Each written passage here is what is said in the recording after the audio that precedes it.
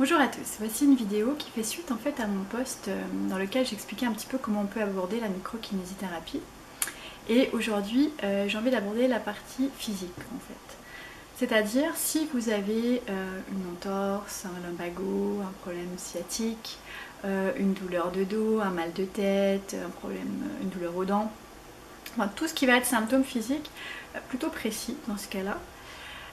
Que ce soit suite à un accident, une chute ou tout simplement une douleur qui est apparue un beau matin comme ça et qui ne passe pas ou qui vient juste d'apparaître, peu importe en fait. Donc en microkiné on va partir du symptôme. Donc en fait ce qu'il faut savoir c'est que si vous avez ce symptôme là, peu importe qu'il soit apparu comme ça sans raison apparente ou suite à un accident, une chute ou autre, dans tous les cas c'est une zone qui a été fragilisée et qui s'exprime. C'est-à-dire que cette zone a déjà été préparée par différentes choses qui ont fait que soit les muscles étaient en tension, soit la circulation était pas bonne à cet endroit-là, ou l'articulation est mal irriguée, etc. Donc c'est une zone qui a été fragilisée. Et en fait, le problème peut très bien venir d'un endroit complètement différent de la zone où vous avez mal. C'est ça qui est important à savoir.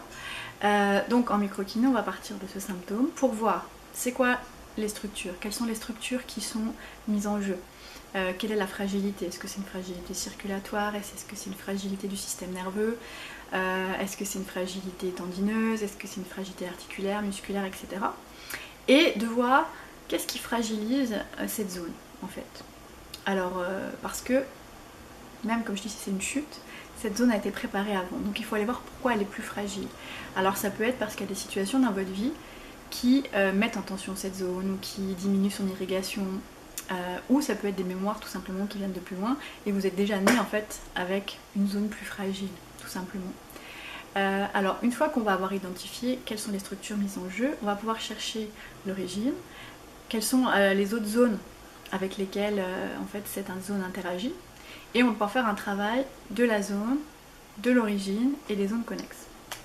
Voilà, alors en général pour un symptôme précis, je dirais qu'en théorie sur 1 à 3 séances, le symptôme s'en va. Parfois ça peut être un peu plus long, ça dépend depuis combien de temps, ça dépend s'il y avait déjà une faiblesse, ou ça dépend aussi de l'origine. Donc parfois on peut aller jusqu'à 5 séances par exemple, pour ce symptôme-là. Après ce qu'il faut savoir, c'est que on parle souvent, bon il y a le côté physique et il y a le côté émotionnel. Alors on va me poser la question, est-ce qu'il peut y avoir des choses qui sont juste purement physiques? En fait la réponse est oui et non.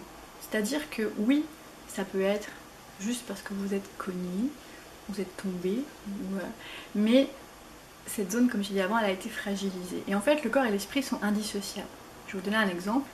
Si vous êtes triste pour un événement, vos cellules vont être tristes. Toutes les cellules du corps vont ressentir cette émotion et ça va provoquer une réaction. Donc ça peut être par exemple une prétention au niveau cellulaire. S'il y a une prétention au niveau cellulaire, les échanges vont moins bien se faire, l'irrigation va moins se faire, chacune de vos fonctions va être moins performante, vos muscles vont finir par se tendre, s'encrasser, etc.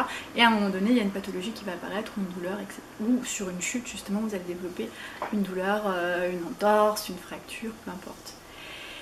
Ensuite, il y a le fait où vous pouvez être né avec donc, un programme, on va dire, c'est-à-dire que un de vos ancêtres a vécu quelque chose d'assez fort et a verrouillé une zone.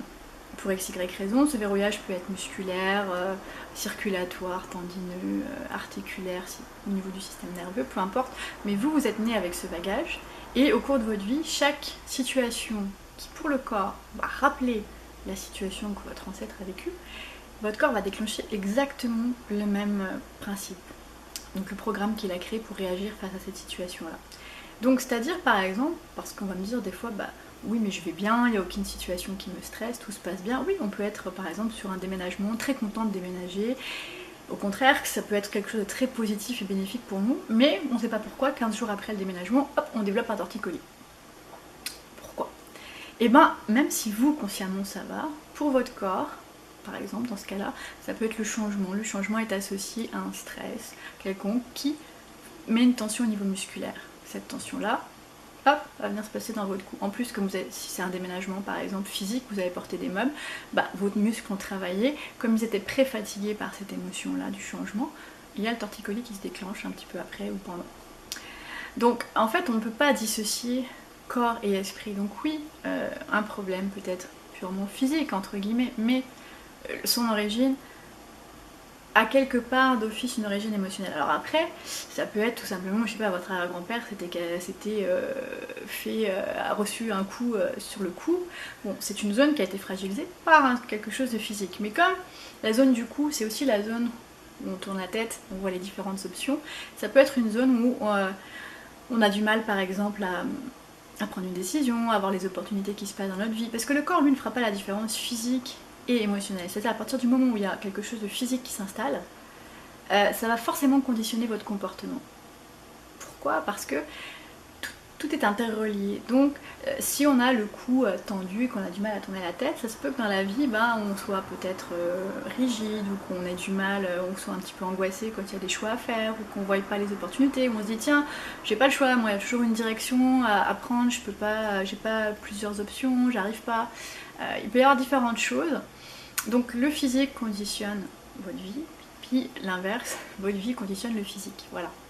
Donc je vais essayer de pas trop allonger ici, mais tout ça pour dire que quand on aborde quelque chose de purement physique, on va travailler, c'est sur l'aspect physique, et on va aller à la source pour aller voir c'est quoi le processus qui se passe dans le corps.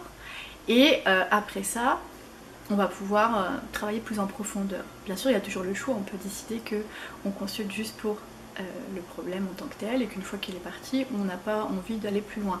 Par contre, si vous avez envie, il est possible de travailler sur le symptôme, 1 à 3 séances, parfois plus si nécessaire, et ensuite de ça, de faire un travail de fond pour aller travailler sur les choses qu'on aura identifiées, c'est-à-dire on va avoir noté comment votre corps fonctionne, comment vous fonctionnez, et c'est tout ça très intéressant parce que des fois, nous on se dit, moi ça va bien, je gère bien, j'ai pas de problème dans ma vie, tout va bien.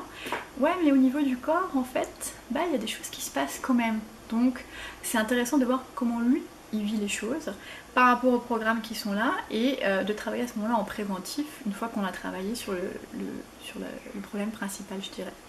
Donc, c'est un peu comme un accompagnement après qu'on peut poursuivre à long terme, sur quelques séances, bien sûr, et après faire des pauses. Moi, personnellement, j'aime bien ou 2-3 mois. Je trouve que c'est intéressant de décharger toutes les choses du quotidien que j'ai pu vivre et aussi de constater comment j'ai pu les vivre, parce qu'il y a mon côté conscient puis il y a mon côté inconscient, et des fois on s'aperçoit qu'ils sont pas tout à fait en phase. On a l'impression qu'il y a quelque chose qu'on a bien géré, puis finalement dans le corps pas tellement en fait, c'est pas mal géré mais ça a réveillé des choses. Donc c'est intéressant d'en prendre conscience et de comprendre.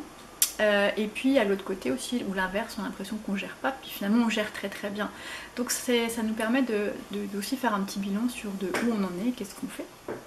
Et puis ce qui est intéressant aussi, c'est de voir dans le long terme que finalement il y a des situations qu'on va justement mieux gérer, et puis on va dire tiens, je réagis pas comme avant. Ça c'est très intéressant. Donc en résumé, parce que ça commence à être long, l'aspect physique peut rester purement physique, mais vous aurez toujours une petite explication de comment votre corps fonctionne. Et après ça, il y a toujours le choix de où s'arrêter là au niveau du traitement, ou de poursuivre pour un petit peu mieux comprendre comment on fonctionne. Voilà, donc d'ici quelques jours, je laisserai une vidéo sur une autre façon d'aborder la microkinésithérapie. D'ici là, bien profitez, portez-vous bien, et moi je vous dis à bientôt.